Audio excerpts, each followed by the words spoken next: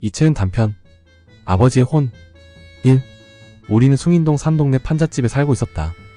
바람이 불 때마다 호약불이 흔들렸다. 무허가 건물인 우리 집에는 전기가 들어오지 않았다. 호롱불에 비친 어머니의 그림자가 벽에서 일렁이며 춤을 추고 있었다.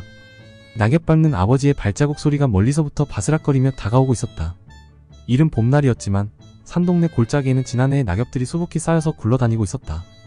규시가 이명처럼 아버지의 목소리가 들려오는 것만 같았다.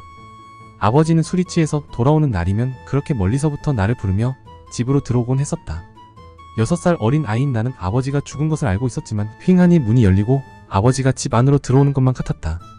비닐로 쳐진 창가에서 희디인 별들이 바스라지는 소리를 내고 울었다. 어머니는 아버지를 기다리는지 자지 않고 바느질만 하고 있었다. 아빠 왜 안 와? 네 애비는 죽었다. 죽은 사람이 어떻게 오냐? 청승 떨지 말고 어서 자거라. 그래도 아빠 오는 발자국 소리가 들리는데. 어머니는 대답이 없다. 벽에 어른거리는 어머니의 그림자가 아버지의 혼처럼 흔들거렸다. 아버지가 구름이 되어 하늘로 올라간 것을 나는 안다. 나는 아버지의 시신을 넣은 관이 시뻘건 화로 속으로 들어가는 것을 보았다. 탁 타닥 탁 관이 타들어가는 소리도 들었다.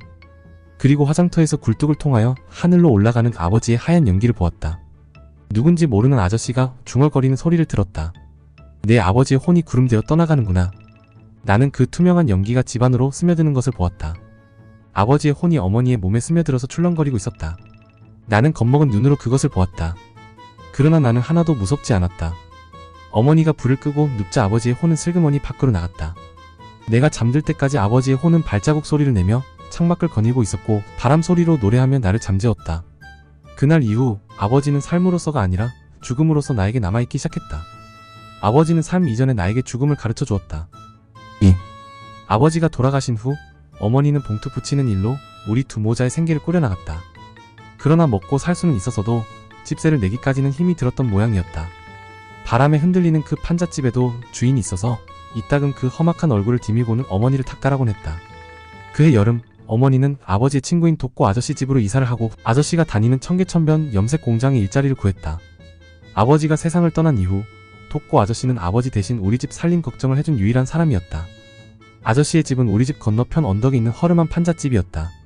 아저씨 네는 아이들 넷의 할머니까지 모시고 사는 대가족이라서 형편이 넉넉하지는 못했지만 많은 식구들이 오손도손 화목하게 살고 있었다. 누구도 우리에게 방 하나를 내준 텃세를 하지 않았고 먹을 것이 생기면 나누어 먹고 서로 고락을 같이 했다. 그 집에는 나보다 한 살 많은 훈이 형이 있었고 이빨이 다 빠져서 밥을 먹을 때는 우물거리며 밥을 그냥 물에 말아 삼키곤 하는 얼굴이 온통 쭈글쭈글한 할머니가 계셨다. 나는 낮이면 훈이랑 온 동네를 싸돌아다니며 놀았고 저녁이면 공장에서 돌아오는 어머니 품에서 잠들었다. 일요일에는 할머니와 훈이와 나보다 한 살 아래인 명자와 교회를 갔다. 그를 모르는 할머니는 찬송가를 청승맞게 잘 불렀다. 마이너스 며칠 후 요단강 건너가 만나리. 할머니는 이 노래를 유난히 힘주어 불렀는데 나는 궁금해서 물었다. 할머니 요단강이 어디야? 응. 사람이 죽으면 건너가는 강이야. 이 할미도 얼마 안 있어 건너가야 해. 나는 요단강이 어딘지 몰랐으나 아버지가 그 강을 건너가 있으리라 믿었다.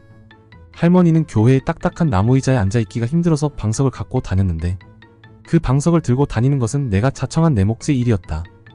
그러던 어느 날 넥타이를 메고 신사복을 차려입은 아저씨 한 사람이 나타났다.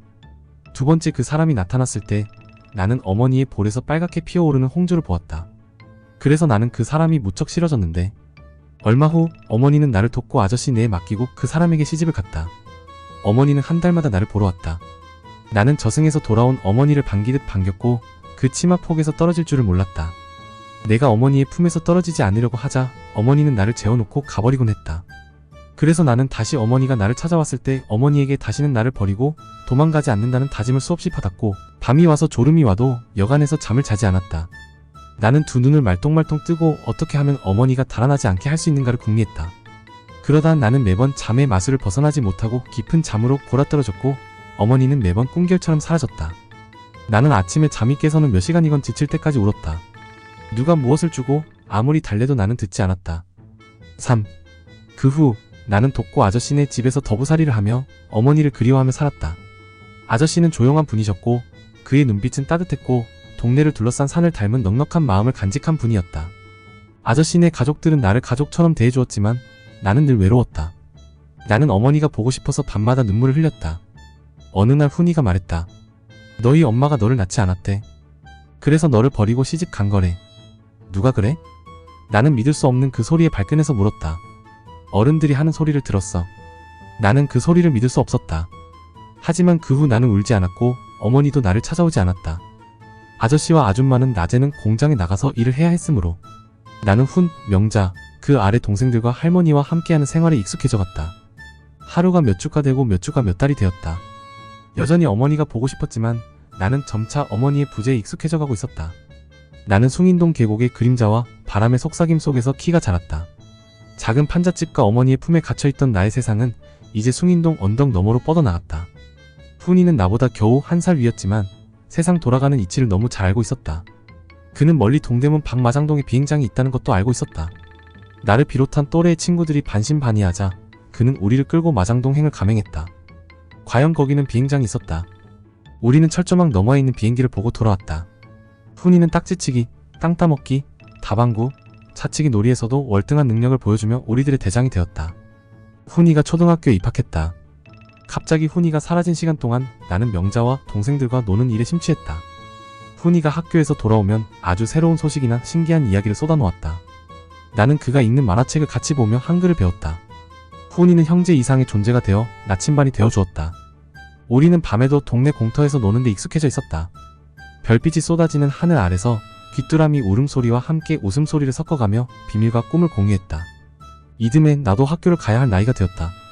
아저씨는 나를 학교에 보내주었다. 나중에 알게 되었지만 어머니가 나를 학교에 보내라고 돈을 보내주어서 가방과 운동화, 교과서를 살 수 있었다고 했다. 아저씨 댁에서 학교까지 다니게 되자 나는 완전히 그들 가족의 일원으로 느껴지기 시작했다. 나는 그들을 통해서 위안을 얻었고 함께 깊은 유대감을 얻었다. 2부에서 계속됩니다.